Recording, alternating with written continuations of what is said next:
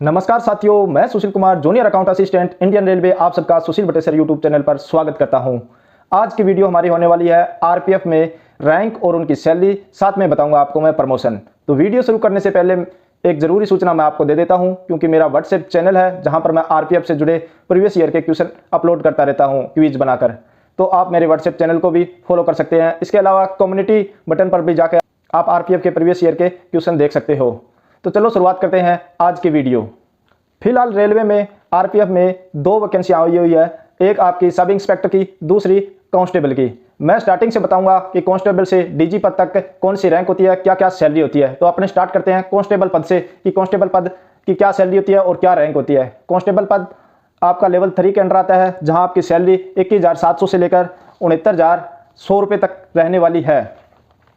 इसमें आपके कोई स्ट्रिप यहाँ नहीं होती, ना कोई स्टार होता, आप नॉर्मल कांस्टेबल होते हैं। इसके बाद हेड कांस्टेबल लेवल 4 में आते हैं। इनकी स्टार्टिंग सैलरी 25,500 से 81,100 रुपये तक होती है।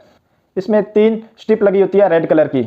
हेड कांस्टेबल के बाद आता है एएसआई, असिस्टेंट सब इंस्पेक्टर। ये लेवल 5 पर आते हैं, जहां इनकी सैलरी 29,200 से लेकर 92,300 तक रहती है। जब आप एक एएसआई आरपीएफ को देखेंगे तो उनके कंधे पर 2 स्ट्रिप ब्लू और रेड और 1 स्टार लगा होता है। एएसआई के बाद एसआई आता है, जो एसआई के 2 स्टार लगे होते हैं, 2 ही स्ट्रिप होती है रेड और ब्लू, और उनकी सैलरी लेवल 6 में होने के कारण 35,400 से 1,12,000 रुपये होती है। सब इंस्पेक्टर के बाद आपका प्रमोशन होता है इंस्पेक्टर पद पर। इंस्पेक्टर आपके लेवल 7 में आते हैं। लेवल 7 में उनकी सैलरी 44,900 से 1,42,400 रुपये तक रहती है। इंस्पेक्टर के आप देखोगे कंधे पे 3 स्टार और 2 स्ट्रिप रहती है, 1 ब्लू और 1 रेड। इंस्पेक्टर पद के बाद असिस्टेंट सिक्योरिटी कमिश्नर, जिसको हम उप सुरक्षा आयुक्त भी बोलते हैं, जो लेवल 10 पे आते हैं। मोस्टली ये आईपीएस के थ्रू डायरेक्ट आते हैं। इनकी स्टार्टिंग बेसिक रहती है 56,100 रुपये से 1,77,500 रुपये तक।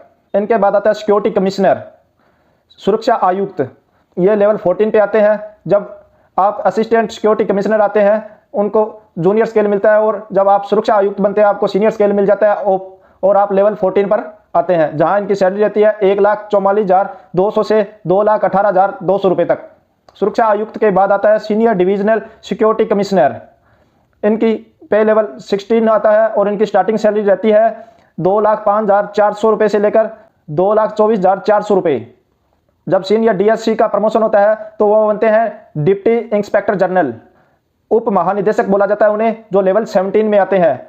ये इनकी सैलरी रहती है 2,25,000 रुपये, और इन्हीं के रैंक का आईजी बोलते हैं उनको, इंस्पेक्टर जनरल। इनका भी लेवल 17 होता है। 17 में ए और बी होते हैं इनकी भी 2,25,000 रुपये से स्टार्टिंग होती है। इनके बाद सबसे अंत में आता है डीजी, डायरेक्टर जनरल, जिन्हें हम महानिदेशक बोलते हैं, जो लेवल 18 में आते हैं, और इनका बेसिक रहता है 2,50,000 रुपये। तो ये 2,50,000 ही रहता है। इनके बाद इनको कोई इंक्रीमेंट नहीं मिलता। ये लास्ट बेसिक है भारत सरकार के द्वारा दिए जाने वाला। अब बात करते हैं प्रमोशन की। फिलहाल 2 भर्तियां आरपीएफ में है, एसआई की और कांस्टेबल की। तो आप कांस्टेबल से भी आप एक अच्छी पोस्ट से रिटायर हो सकते हो, डिप्टी एसपी तक की पोस्ट से रिटायर हो सकते हो। और एसआई आते हो तो वहां तो आपको बहुत मौके मिलेंगे ऊपर तक जाने के लिए। वहां आप असिस्टेंट सिक्योरिटी कमिश्नर के पद से भी रिटायर हो सकते हो, या आपकी सर्विस बहुत ज़्यादा है तो आप सीनियर डीएससी के पद से भी रिटायर हो सकते हो। वैसे तो ये पद डायरेक्ट आईपीएस से आते हैं, पर प्रमोटी कोटे से भी दिए जाते हैं। अब प्रमोशन होता कैसे है?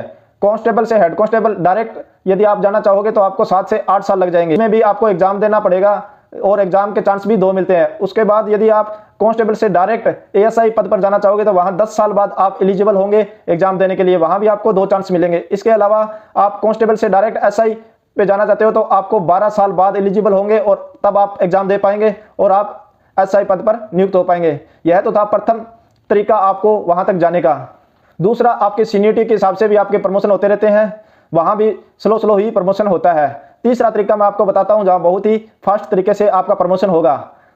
तीसरा तरीका यह है स्पोर्ट्स कोटा। स्पोर्ट्स कोटे में आप यदि कोई भी खेल खेलते हो जो पुलिस अकादमी में खेला जाता है, और उसमें आप गोल्ड मेडलिस्ट बनकर आते हो, तो आपको डायरेक्ट प्रमोट किया जाता है। कांस्टेबल से आप हेड कांस्टेबल, और यदि वहां पर भी आप गोल्ड मेडलिस्ट लेके आते हो तो वहां से भी एएसआई और एसआई आप 5 से 6 सालों में आराम से पहुंच सकते हो।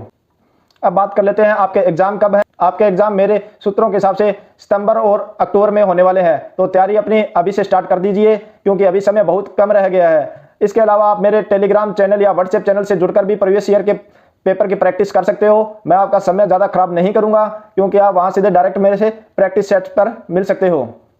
तो मेरी वीडियो कैसी लगती है यह जरूर बताना मुझे कमेंट सेक्शन में, और इसके अलावा यदि आपको अच्छी लगती है तो शेयर भी करना अपने दोस्तों के साथ। धन्यवाद, मिलते हैं हम अगली वीडियो में।